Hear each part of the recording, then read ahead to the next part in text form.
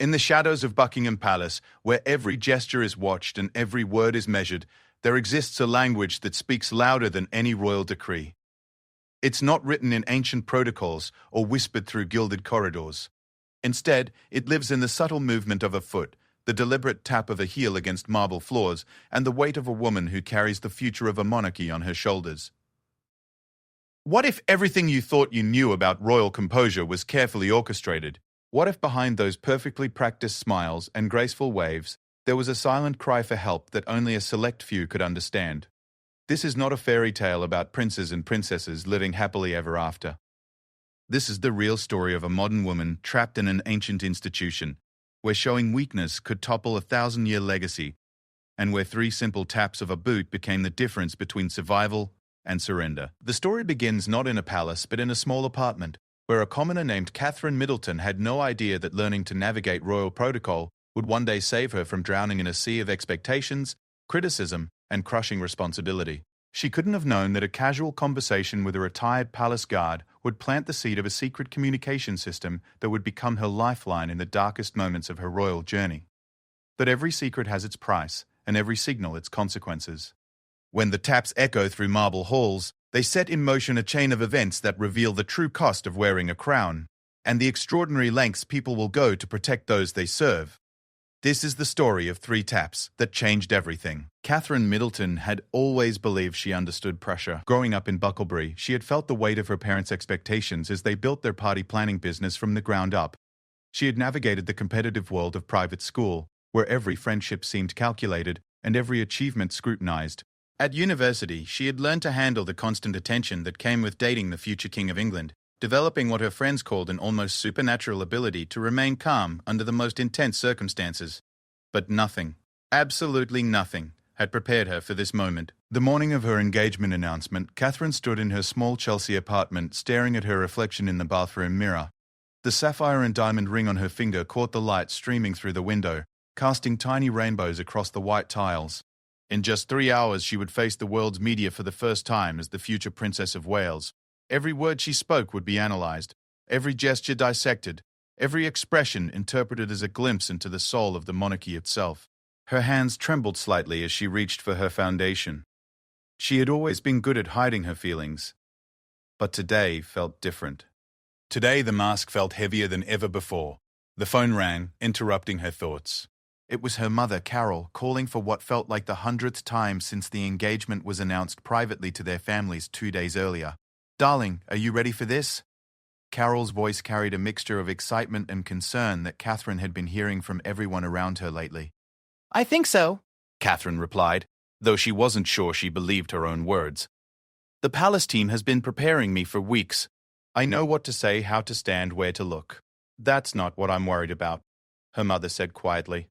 "I'm worried about you, really you, the girl who used to climb trees in our garden and refused to come down until someone promised her an extra story at bedtime. What happens to her?"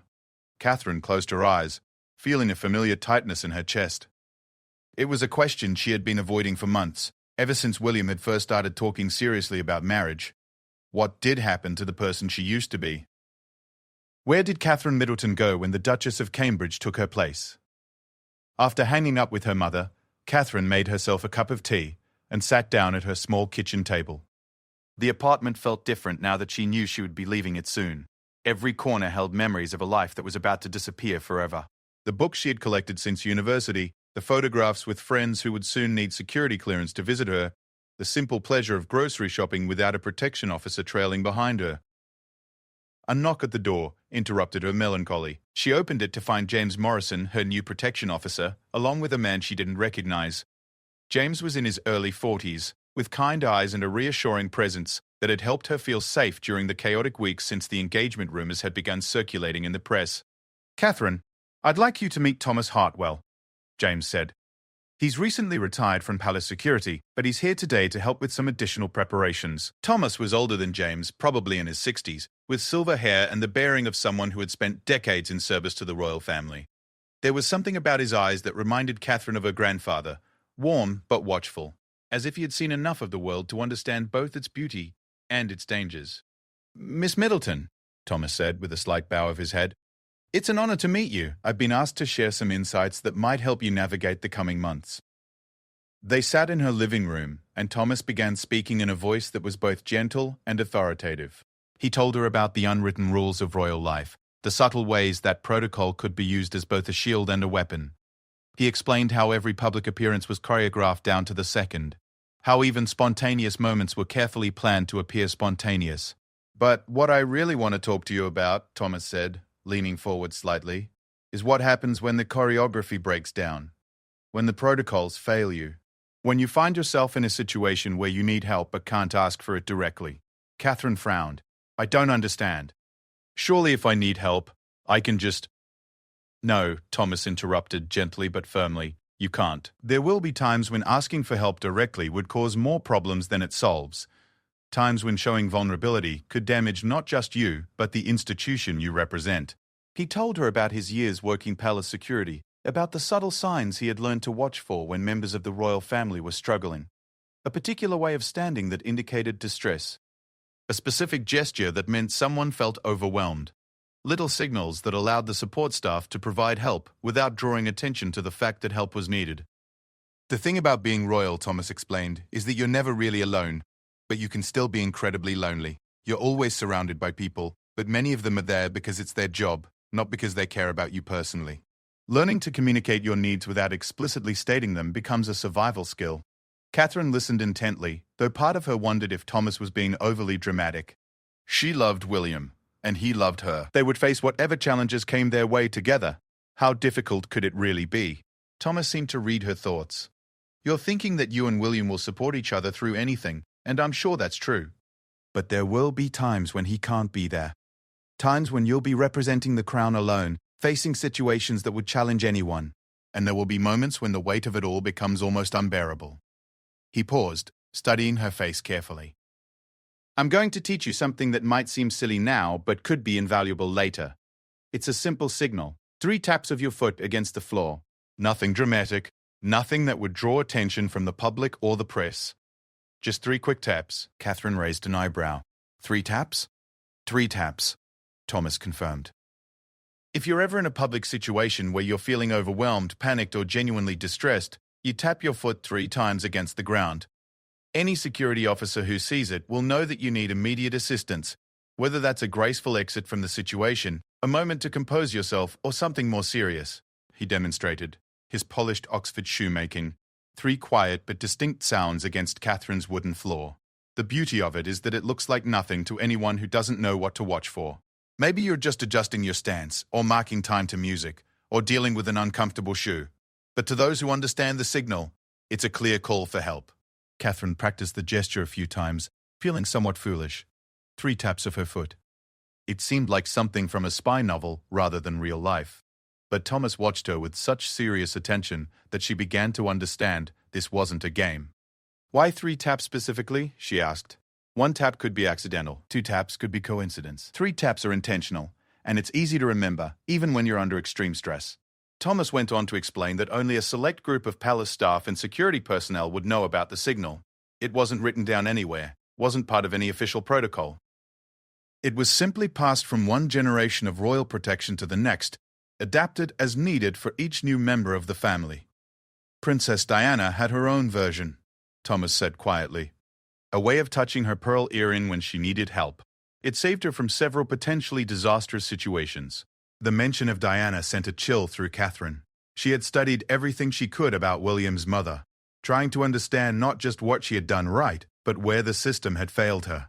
The more she learned, the more she realized that being a princess was far more complicated and dangerous than fairy tales suggested. As Thomas prepared to leave, he handed Catherine a small card with his personal phone number. This is just for emergencies, he said. Real emergencies. If you ever use the 3-tap signal and feel like the response isn't adequate, if you ever feel like you're truly in danger, physical or otherwise, you call this number, day or night. After he left, Catherine sat alone in her apartment, thinking about what he had told her. The 3-tap signal felt like a secret burden, an acknowledgement that the life she was entering might be more difficult than she had imagined. But it also felt like a lifeline, a small piece of control in a world where she was about to surrender most of her autonomy. She practiced the signal again. 3 quiet taps against her kitchen floor. In just a few hours, she would face the world as William's fiancée. In a few months, she would become the Duchess of Cambridge. And someday, if all went according to plan, she would be queen. The thought was both thrilling and terrifying. Catherine looked down at the engagement ring on her finger, Diana's ring, and made a silent promise to herself. Whatever challenges lay ahead, she would face them with grace and strength. But she would also remember the lesson Thomas had taught her. Sometimes the strongest thing you can do is admit you need help, even if you have to do it in code. The morning sunlight streamed through her apartment windows, highlighting the dust motes that danced in the air like tiny secrets. In just a few hours, her old life would officially end, and her new one would begin. She had spent weeks preparing for this moment, learning how to walk in designer heels, how to wave without pointing, how to smile even when her face hurt from holding the expression. But now she had one more tool in her arsenal. 3 taps of a boot that could mean the difference between drowning and survival in the unpredictable waters of royal life. Catherine didn't know it yet, but she would need that signal sooner than she could possibly imagine. The fairy tale was about to begin, but so was the real story. The one about a young woman learning to navigate a world where showing weakness was a luxury she could not afford, and where sometimes the only way to stay strong was to admit in the quietest possible way that she was breaking apart. 6 months into married life, Catherine stood in the drawing room of their Anglesey cottage, staring at a letter that had arrived with the morning post. The cream-coloured envelope bore the official seal of Clarence House, and inside was an invitation that made her stomach clench with anxiety. The Duke and Duchess of Cambridge were requested to attend a state dinner honouring the President of France, Catherine's first major solo diplomatic engagement alongside William. The cottage had been their sanctuary during these early months of marriage. Here, surrounded by the wild beauty of Wales, they could pretend to be a normal couple. William would return from his RAF duties and they would cook dinner together, watch terrible television shows, and take long walks along the beach with their cocker spaniel Lupo. It was as close to ordinary as their lives would ever be. But letters like this one were constant reminders that their refuge was temporary. Soon, William's military service would end, and they would take on full-time royal duties. The thought filled Catherine with a mixture of excitement and dread that had become familiar over the past months. Her phone buzzed with a text message from her private secretary, Rebecca Deacon. "Have you seen the guest list for the state dinner? Call me when you can." Catherine dialed Rebecca's number, her fingers trembling slightly. Since becoming Duchess, she had learned to read between the lines of Rebecca's carefully neutral tone, and today she detected something that sounded like concern. "Catherine, we need to discuss some of the attendees," Rebecca said without preamble. "Several members of the European press will be there, including Jean-Claude Moreau from Le Figaro." Catherine's heart sank. Moreau had written some particularly cruel pieces about her during the engagement period, questioning everything from her family's background to her qualifications for royal life. His articles had a way of finding the most painful truths and twisting them into weapons. "There's more," Rebecca continued. "The French president's wife specifically requested to meet you. She's known for her direct questions. And there will be approximately 300 guests, including diplomats, politicians, and business leaders. The dinner will be covered by pool cameras, which means any misstep will be seen by millions." After hanging up, Catherine felt the familiar tightness in her chest that had become her constant companion. She walked to the bathroom and splashed cold water on her face, looking at herself in the mirror. The woman staring back at her looked composed, but Catherine could see the fear in her own eyes. She had been trained for this, she reminded herself. Hours and hours of protocol lessons with palace staff, practice sessions with former diplomats, even etiquette coaching from a woman who had served 3 previous generations of royals. She knew which fork to use for each course, how to make conversation with people whose languages she didn't speak, how to gracefully deflect inappropriate questions. But knowing the rules and executing them under pressure were 2 very different things. That evening, William called from his base. She told him about the state dinner, trying to keep her voice light and confident. But William knew her too well to be fooled. "Kate, you'll be brilliant," he said, using the name only her family and closest friends were allowed to call her now. "You always are. Remember, you're not performing for them. You're representing something bigger than any individual criticism or judgment." "What if I mess up?" she asked quietly. "What if I say the wrong thing, or forget someone's name, or—" "Then you'll handle it with grace and we'll move forward," William interrupted gently. "But you won't mess up. You've never failed at anything you've truly committed to." After they hung up, Catherine sat in their small living room, Lupo curled up beside her on the sofa. The cottage felt impossibly quiet, and for the first time since her wedding day, she felt truly alone with her fears. 3 weeks later, Catherine stood in her dressing room at Buckingham Palace, wearing a midnight blue gown that had been designed specifically for this occasion. Her hair was swept into an elegant chignon, and she wore a diamond necklace that had belonged to the Queen Mother. In the mirror, she looked every inch the future queen she was meant to be, but her hands were shaking. "Ma'am, you look absolutely beautiful," said Angela Kelly, the Queen's dresser, who had been assigned to help Catherine prepare. "The color is perfect with your complexion." Catherine smiled her thanks, but inside she felt like she was drowning. The past weeks had been filled with intensified preparation for this evening. She had studied briefings on each of the major guests, practiced small talk in French, and rehearsed her speeches until she could recite them in her sleep. But none of it felt like enough. A knock at the door interrupted her thoughts. James Morrison entered, looking impeccable in his formal evening wear. As her protection officer, he would be stationed discreetly around the state dining room throughout the evening, close enough to intervene if needed, but invisible to the guests and cameras. "Your Royal Highness," he said, with a formal bow, though his eyes held the warmth that had helped her through so many challenging moments over the past year.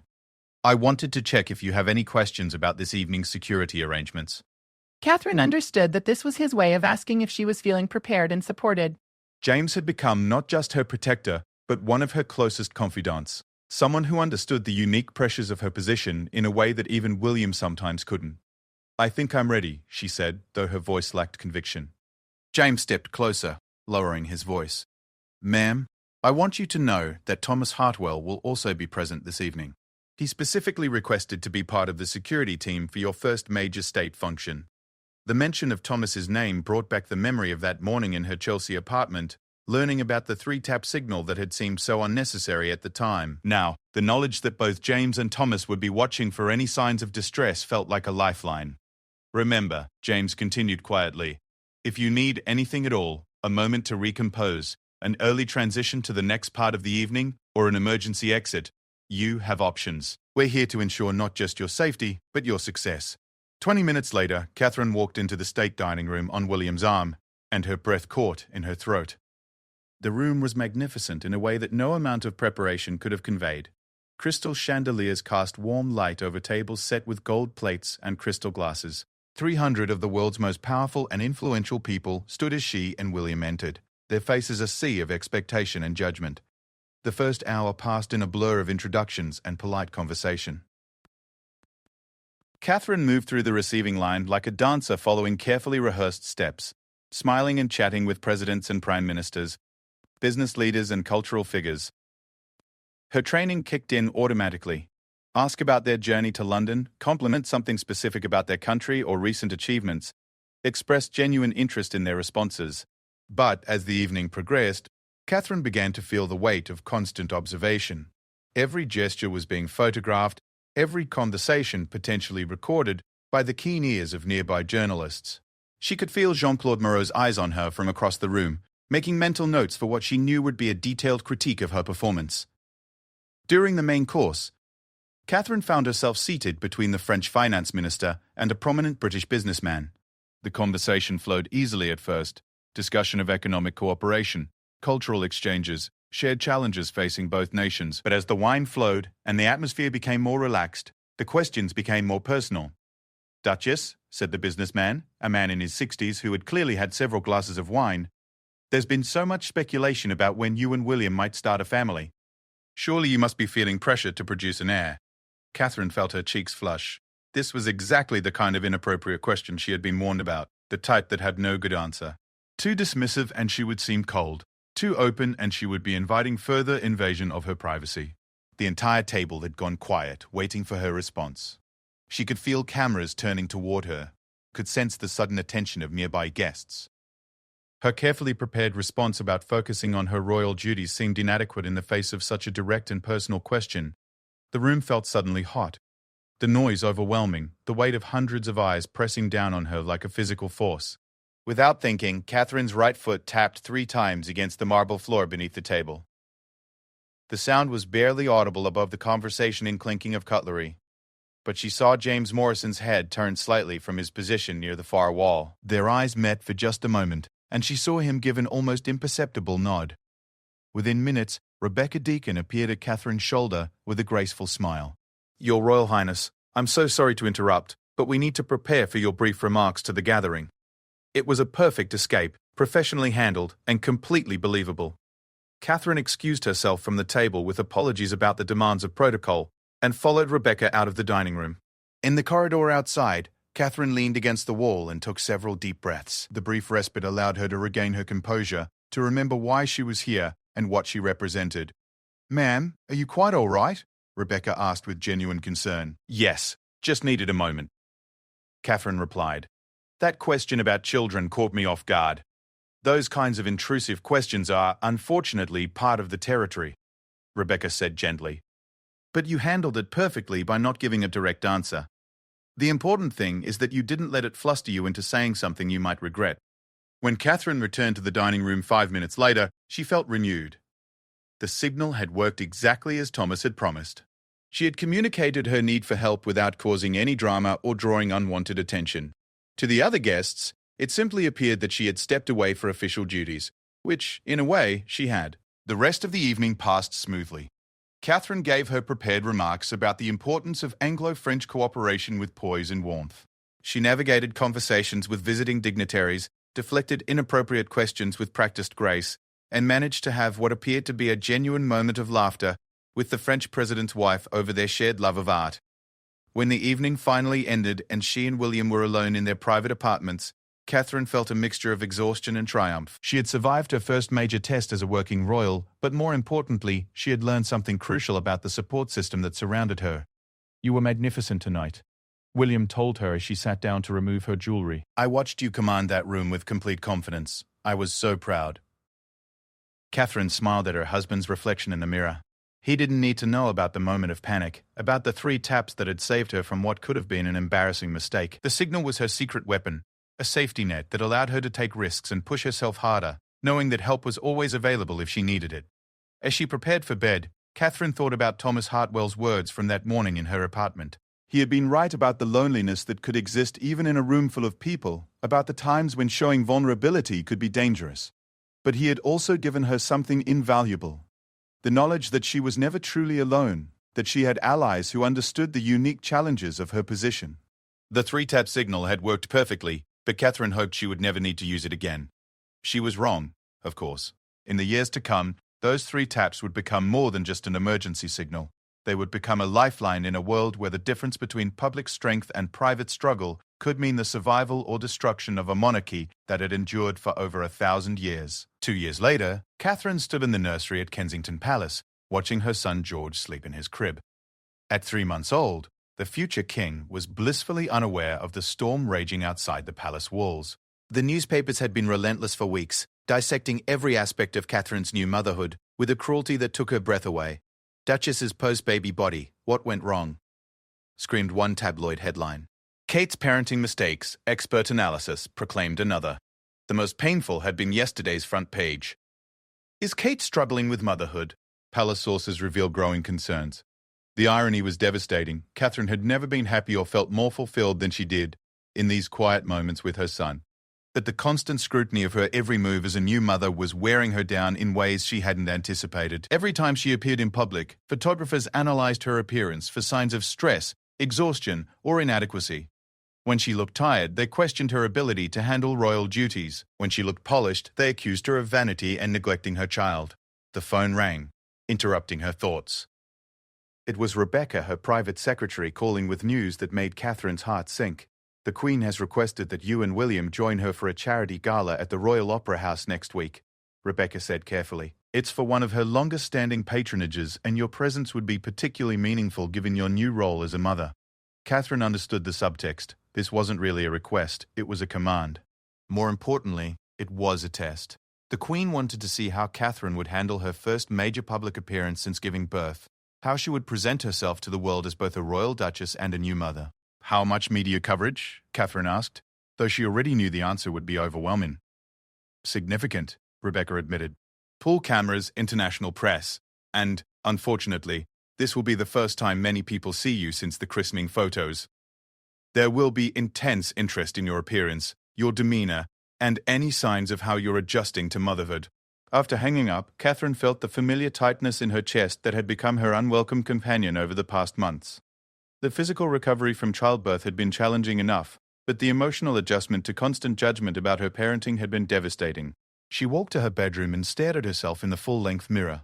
The woman looking back appeared composed and elegant, but Catherine could see the exhaustion in her own eyes. The sleepless nights, the constant worry about doing everything perfectly, the weight of representing not just herself but the future of the monarchy. It was all taking a toll that she couldn't let anyone see. Her phone buzzed with a text from her mother. "Darling, are you taking care of yourself? You looked thin in those photos from the hospital visit last week." Even her mother's well-meaning concern felt like additional pressure. Everyone was watching, everyone was judging, and everyone had an opinion about how she should be handling this new role. That evening, William found her in the nursery again, sitting in the rocking chair where she often retreated when the world felt too overwhelming. "You've been quiet today," he said gently, settling onto the ottoman beside her chair. "Everything all right?" Catherine wanted to tell him about her fears, about the crushing weight of constant observation, about how every decision she made as a mother felt like it was being graded by the entire world. But William was dealing with his own pressures as a new father and working royal. She didn't want to burden him with her struggles when he was trying so hard to balance everything himself. "Just tired," she said, forcing a smile. "George was fussy last night." William studied her face with the careful attention that came from years of reading her moods. "Kate, you know you can tell me anything, right? We're in this together." She nodded. But the words she really wanted to say stayed locked inside. How could she explain that sometimes, even with him beside her, she felt impossibly alone? The week passed in a blur of preparation for the gala.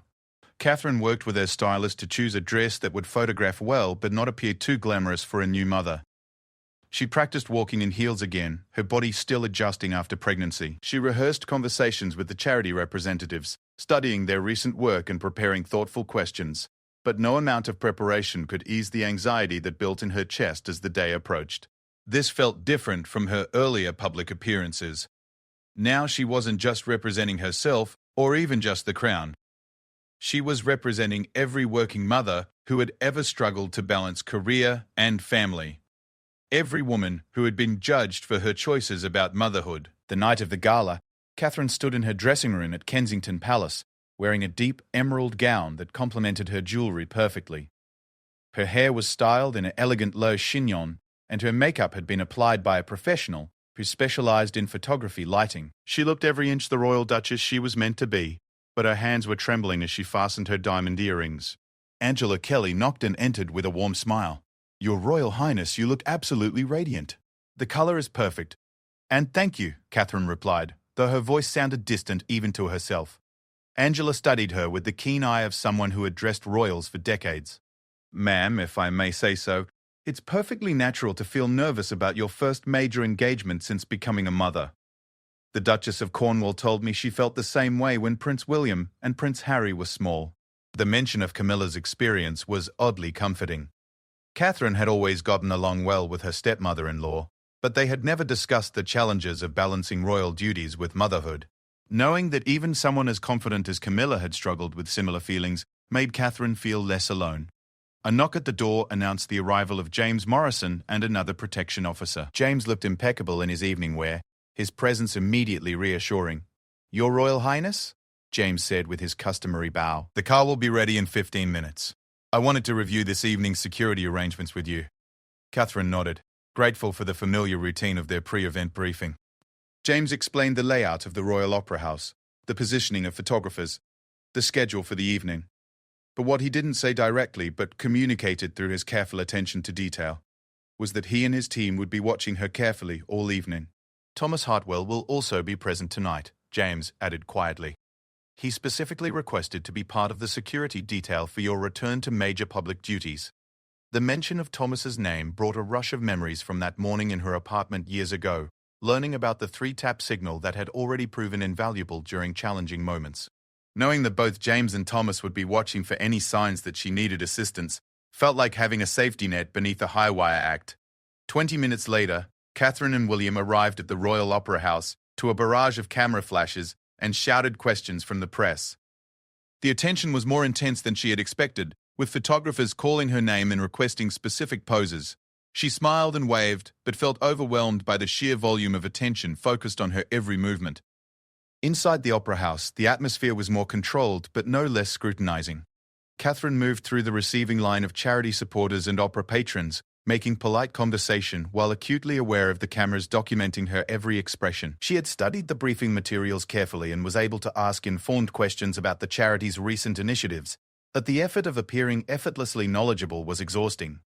During the reception before the performance, Catherine found herself in conversation with Lady Morrison, the charity's longtime patron and a woman known for her sharp wit and direct questions. "Duchess, you look wonderful," Lady Morrison said with a smile that seemed genuine. "How are you finding the balance between royal duties and motherhood? It must be quite challenging." The question was perfectly reasonable, but Catherine felt a spike of anxiety. Any answer she gave would be analyzed and potentially criticized. If she said it was easy, she would seem out of touch with the struggles of ordinary mothers. If she admitted it was difficult, she would be seen as weak or unprepared for royal life. "It's certainly an adjustment," Catherine replied carefully, "but I feel very fortunate to have such strong support from my family and the palace staff." Lady Morrison nodded approvingly, but then leaned closer with a more personal question. "And how are you really doing, my dear? I've raised 3 children myself, and I know how isolating those early months can be, especially when everyone is watching your every move." The unexpected kindness in the older woman's voice nearly broke Catherine's composure. For a moment she felt the mask of royal perfection slip, and Lady Morrison saw something real in her expression. "Some days are harder than others," Catherine admitted quietly, surprised by her own honesty. "Of course they are," Lady Morrison said with understanding. "Anyone who tells you motherhood is all joy and fulfillment is either lying or has forgotten what those early days actually feel like. You're doing beautifully, though I suspect no one tells you that often enough." The conversation was interrupted by the call to take their seats for the performance, but Lady Morrison's words stayed with Catherine throughout the evening. Here was someone who saw through the royal facade to the real woman underneath, who understood that strength and struggle could exist simultaneously. During the second act of the opera, Catherine felt a familiar tightness in her chest. The combination of emotional exhaustion, physical fatigue from nursing George through the night, and the constant pressure of being observed was becoming overwhelming. The opera house felt suddenly too warm, the music too loud, the knowledge that cameras were documenting her every expression too intrusive. She tried to focus on the performance, but her breathing became shallow and rapid. The feeling of being trapped in her seat, unable to escape the scrutiny of hundreds of pairs of eyes, made her feel panicked in a way she hadn't experienced since those early state dinners. Without fully conscious thought, Catherine's foot moved against the plush carpet of the opera house floor. 3 quick, deliberate taps. The movement was tiny, invisible to anyone except those who knew to watch for it. But from his position in the royal box's security alcove, James Morrison saw the signal immediately. He made eye contact with Thomas Hartwell, who was positioned on the other side of the auditorium, and both men began moving with practiced discretion. During the intermission, Rebecca appeared at Catherine's elbow with a concerned but professional smile. "Your Royal Highness, I've just received word that Prince George's nanny called. He's perfectly fine, but she wanted to check about his feeding schedule for tomorrow morning. Would you like to step outside for a quick phone call?" It was a perfect excuse, completely believable and giving Catherine exactly what she needed, a few minutes away from the scrutiny to regain her composure. She excused herself gracefully, and Rebecca led her to a private anteroom where she could sit quietly for a few minutes. "Ma'am, are you feeling all right?" Rebecca asked with genuine concern once they were alone. Catherine took several deep breaths, feeling her heart rate begin to slow. "Just needed a moment. Sometimes the attention feels overwhelming." "It's perfectly understandable," Rebecca said. "You're managing an enormous amount of pressure, and you're doing it with remarkable grace. But you don't have to be perfect every moment of every day." When Catherine returned to the royal box for the final act, she felt renewed and centered. The brief respite had allowed her to remember why she was there, not to be perfect, but to represent something larger than herself, while still remaining authentically human. The signal had worked exactly as it was designed to. She had communicated her need for help without creating any drama or drawing unwanted attention. To the other guests and media, it appeared that she had simply stepped away for motherly duties, which was both true and completely appropriate.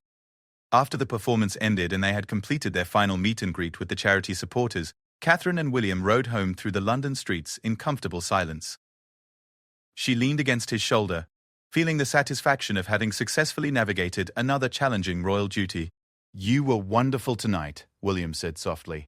I could see how much your presence meant to everyone there, especially the charity staff. They were so excited to share their work with you."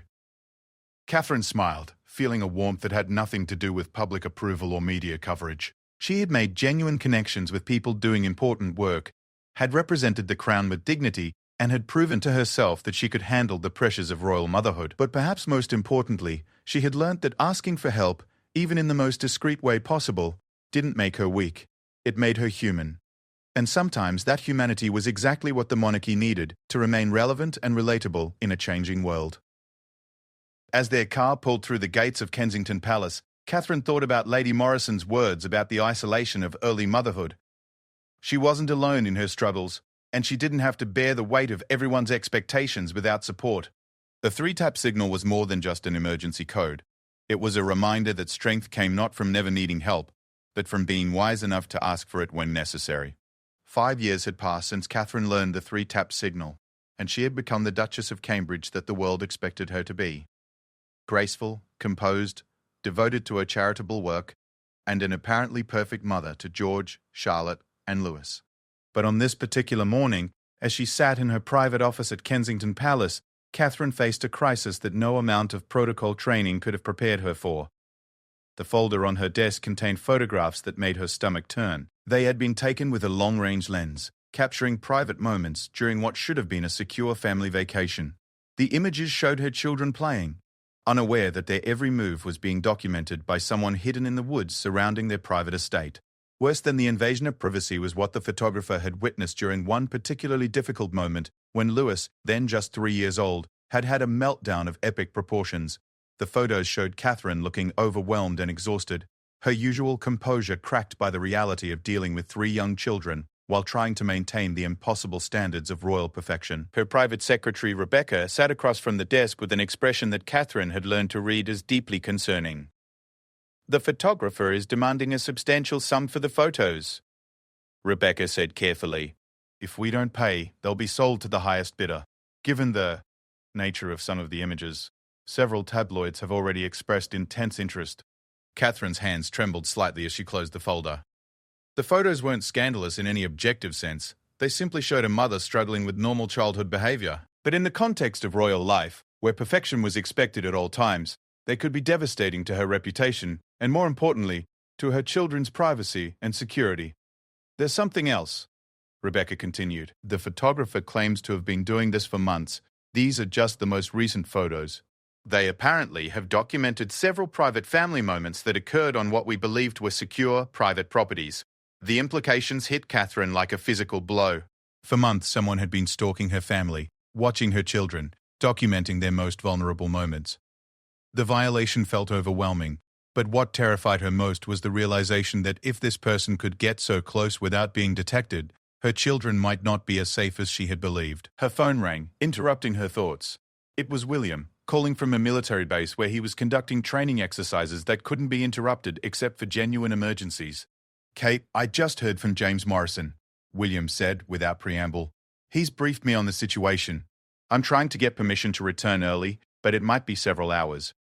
Catherine appreciated his concern, but she also knew that William's absence might actually make the situation more challenging. As the more senior royal, his presence often provided a buffer against the most intense scrutiny.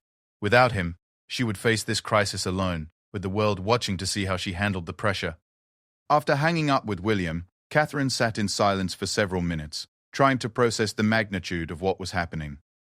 The three-tap signal had always been about managing public moments of distress, but this situation was different. This wasn't about feeling overwhelmed at a state dinner or needing a moment to compose herself during a charity event. This was about protecting her children from a level of intrusion that felt dangerous and deeply wrong. She walked to the window of her office and looked out at the gardens of Kensington Palace, where tourists and photographers maintain their constant vigil outside the gates. Somewhere among them might be the person who had violated her family's privacy so thoroughly. The thought made her feel sick. A knock at the door interrupted her thoughts. James Morrison entered, followed by Thomas Hartwell, whose presence immediately brought back memories of that conversation in her Chelsea apartment years ago. Thomas looked older now, his hair completely silver, but his eyes held the same steady warmth that had comforted her during those early days of royal life. "Your Royal Highness," Thomas said with his customary bow. James has briefed me on the situation. I wanted to discuss some options with you. They sat around the small conference table in Catherine's office, and Thomas began outlining a strategy that was both reassuring and sobering. The palace legal team was already working to obtain injunctions against publication of the photos. Security would be increased around all the family's residences, and new protocols would be implemented for private vacations and family outings. But we need to prepare for the possibility that some of these images may still be published, Thomas said gently. The legal process can be slow, and there are always publications willing to take risks if they think the story is valuable enough. Catherine felt her composure beginning to crack. They're just children, she said, her voice barely above a whisper. George is only 5 years old. He doesn't understand why people want to take pictures of him all the time, and he certainly doesn't deserve to have his private moments sold to strangers. James and Thomas exchanged a look that Catherine caught. There was something they weren't telling her. There's more, isn't there? She asked, though part of her didn't want to know the answer. Thomas nodded reluctantly. We have reason to believe this photographer may not be working alone. The level of coordination required to track your family's movements across multiple private properties suggests a larger operation. The room felt like it was spinning. Catherine had always known that her children would face intense public interest, but she had believed that their private lives would be protected. The realization that they had been systematically stalked for months made her feel like she had failed in the most fundamental responsibility of motherhood, keeping her children safe. What do I do? She asked. And for the first time since learning about the situation, her voice broke slightly. We handle this together, James said firmly. But first you need to decide how you want to address this publicly. The story will break eventually, in some form. We can try to get ahead of it by controlling the narrative, or we can wait and respond reactively. Catherine understood the strategic thinking behind the question, but the idea of discussing her children's privacy as a public relations challenge felt wrong on every level. These weren't abstract public figures, they were her babies, and someone had violated their safety and security in the most fundamental way.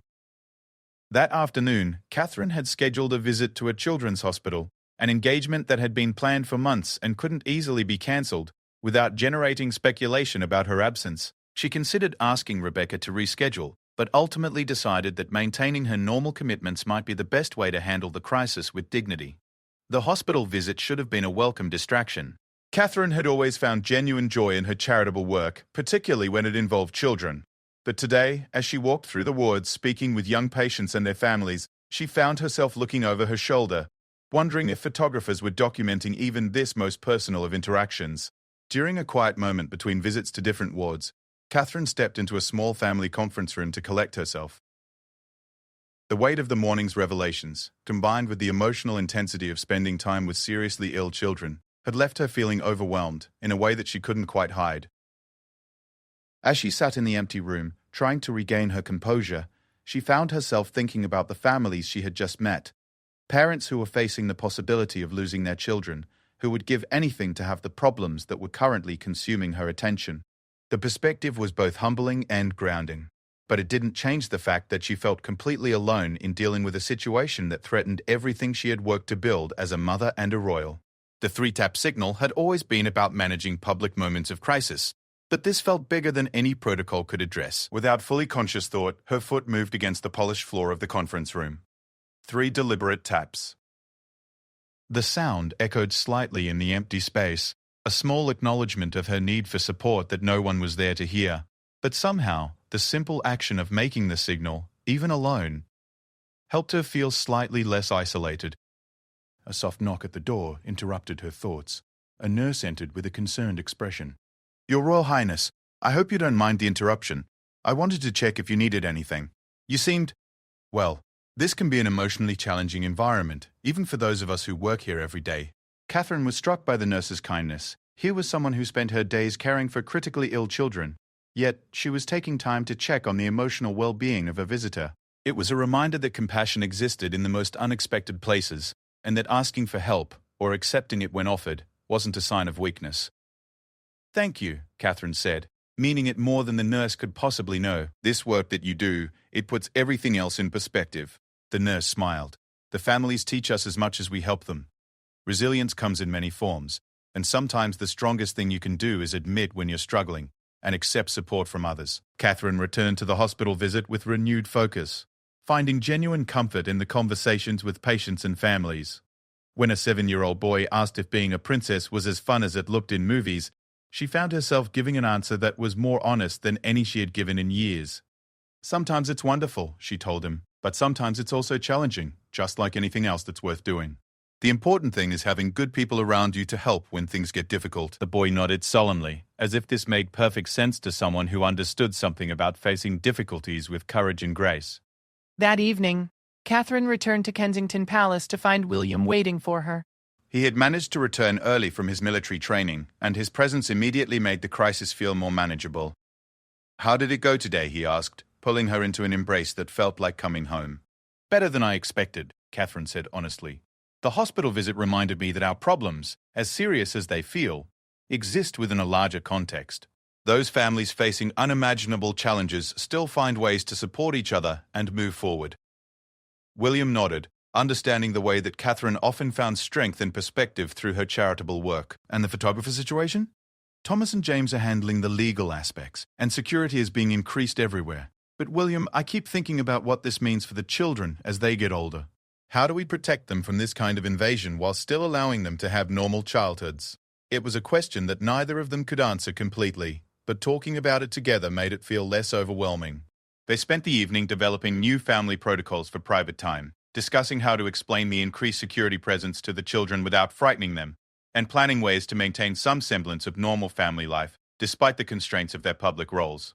Over the following weeks, the legal team successfully obtained injunctions that prevented the most invasive photos from being published. The photographer and their associates were identified and faced legal consequences for their actions. Most importantly, new security measures ensured that the family's private time was genuinely protected, but the experience had changed something fundamental in Catherine's understanding of her role and the support systems around her. The 3-tap signal had evolved from a simple emergency code into a symbol of the broader truth that strength came not from handling everything alone, but from knowing when and how to ask for help. Months later, during a state visit that would have once terrified her, Catherine moved through receiving lines and formal dinners with a confidence that came from deeper sources than protocol training. She had learned that perfection was not the goal.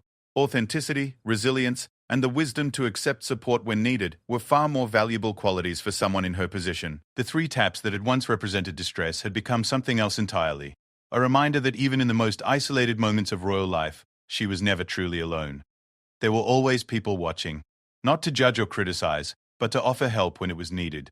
Sometimes that help came in the form of a graceful exit from an overwhelming situation. Sometimes it came as legal protection for her family's privacy. And sometimes it came simply as the kindness of a hospital nurse who recognized that everyone, regardless of their title or position, needed compassion and understanding.